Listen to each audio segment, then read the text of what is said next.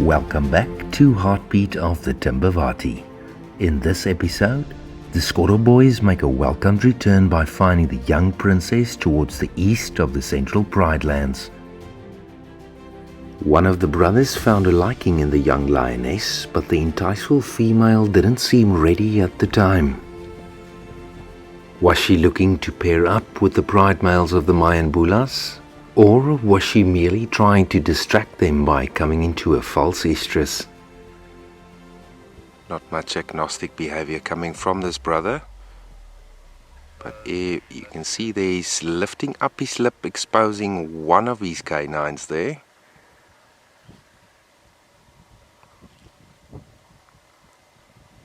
But between brothers, they respect each other in these situations.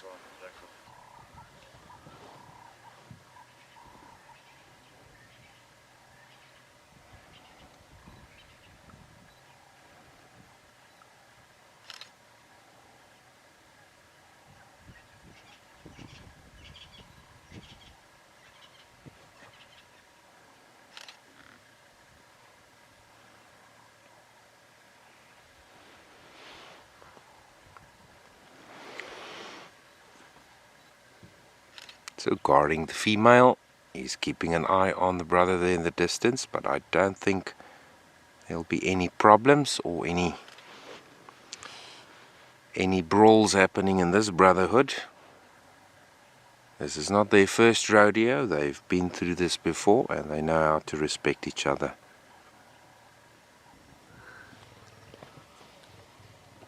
Very enticeful. But the tracks of the River Pride lionesses were found far to the northwest from here, heading southeast. And then early this morning when we did sip on our coffee at the lodge, we heard the distant roars of these boys.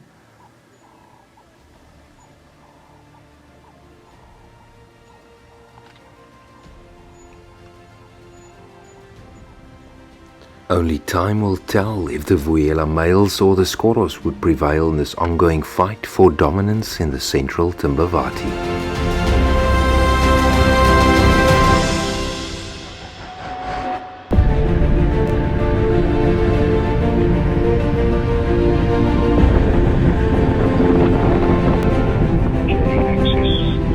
The following day we found the Skorro brothers again, and this time it was a sighting for the ages as they roared together over the savannas.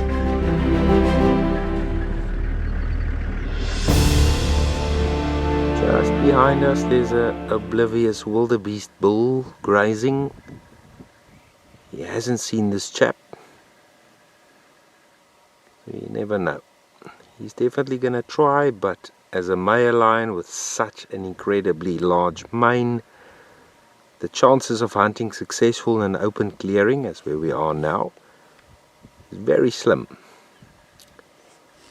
About a 1 out of 5 chance that he will actually successfully take down that wildebeest.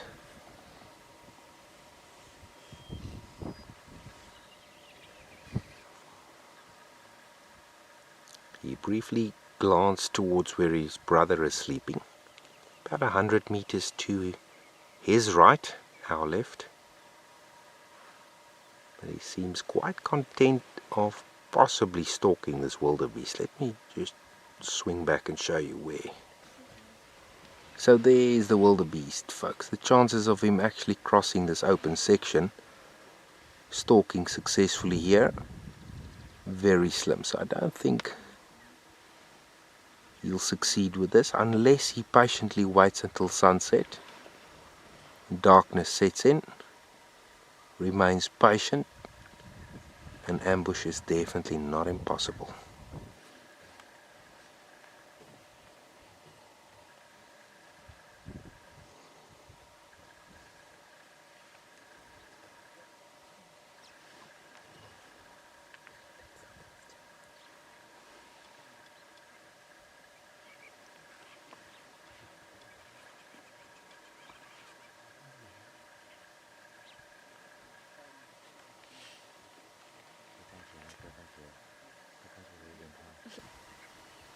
What a sight. A little bit of a breeze blowing through the grass.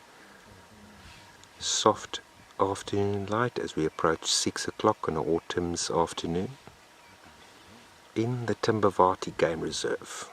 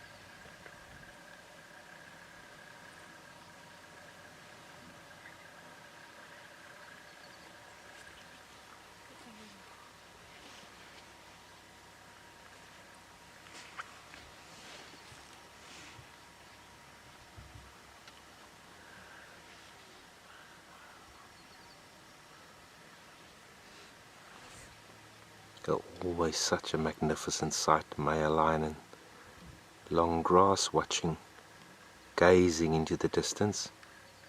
Never gets old. Again looking towards his brother.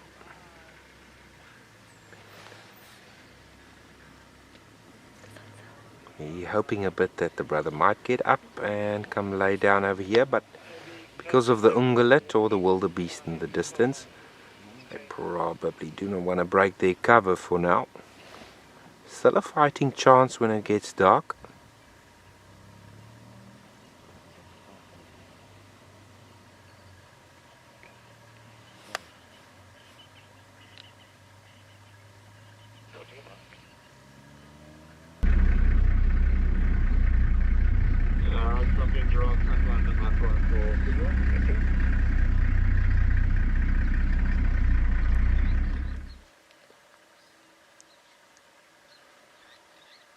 Scars of life tells quite the story on a male lion's face. It gets worse over time,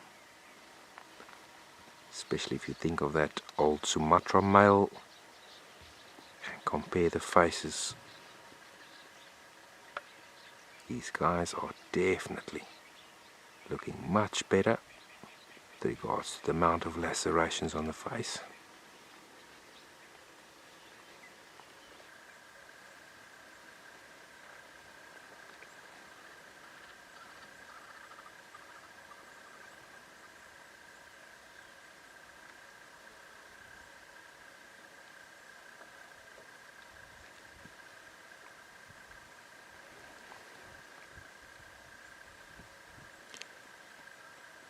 Still attentively staring at the wildebeest,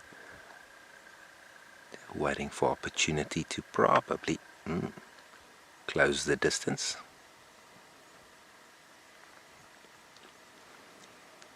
But he mustn't pull the trigger too early, it's way too open up ahead of him.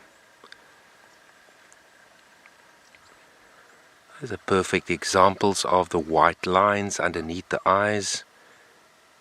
Because of all the light receptive cells in the back of the retina, or the rods or rhodopsin, a lot of the ambient light at night is reflected from that white layer into the back of the retina.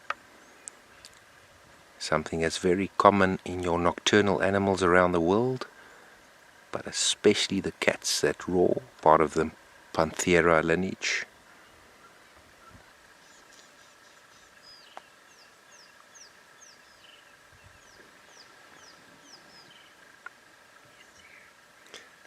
These boys were actually found on the western banks of the Mashaton this morning, which means somewhere during the day they must have crossed the river, possibly going for a drink at a dam just to the north of us, left of the frame, And then they decided to come and use some of these trees right next to him to avoid the western sun and continue sleeping, doing what they do best.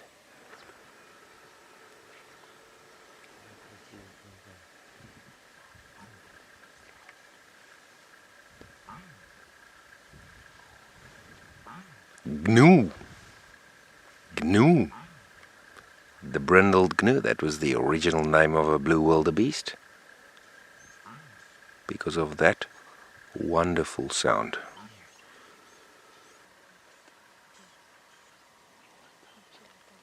Now that was more of an advertisement call, what the lone territorial wildebeest bulls will do in these open arenas or sodic sites.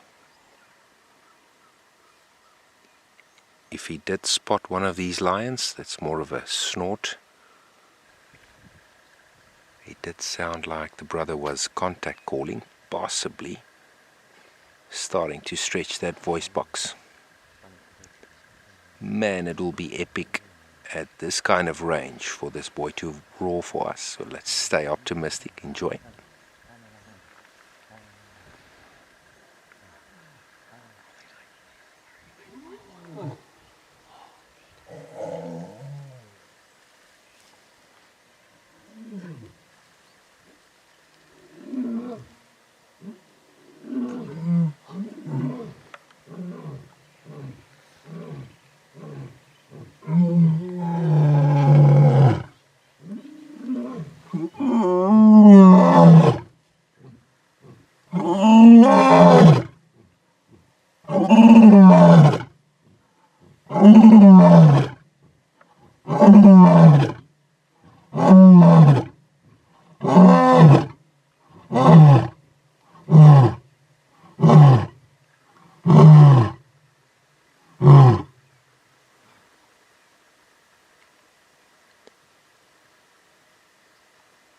TIA, baby, this is Africa. Still remains one of the most incredible sounds to hear at close quarters. Roaring, advertising established territory as a dominant individual. Totally exhilarating. Check down in the description below. There is some details of how to make a booking at Rockfig Safari Lodge. Come do a life-changing safari. We thought we're going to move around to get a quick view of the other brother, but he came breaking through this tree line.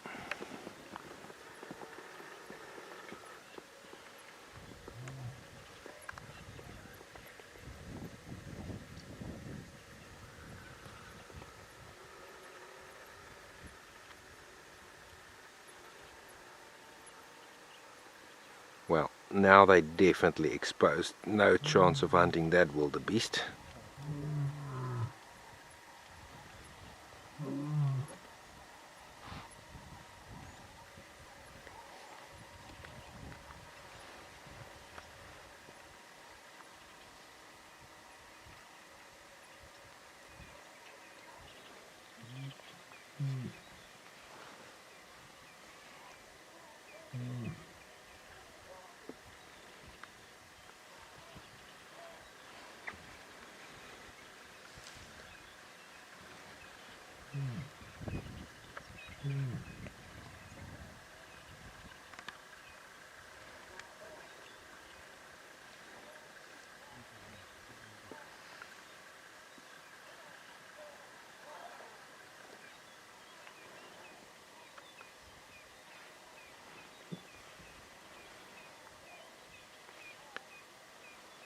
Reminiscing on the amount of times that I've seen the Skorro Boys vocalizing in this area with their 7 Mayambulas back in the day.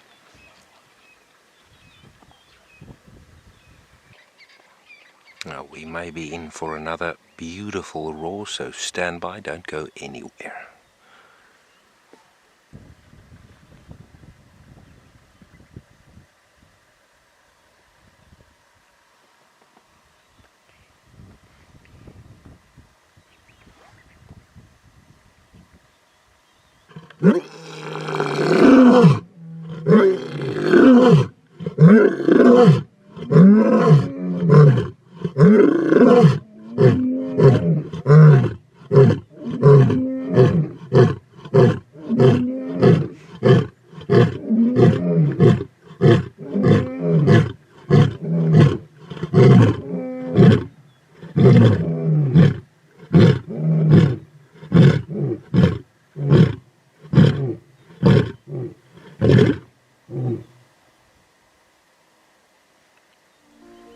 Now we're going to leave these two Skorro males in this open clearing. So in the area that they actually know very well, that they came from probably far from the southeast. It's 6:10 on an afternoon safari, and what a magical sighting that was. Always cool to listen to the power of a male lion's roar. What a privilege. Once again, thank you for watching. This is Christof Schoeman. I'll be sure to catch you all next time. Stay safe and cheers for now.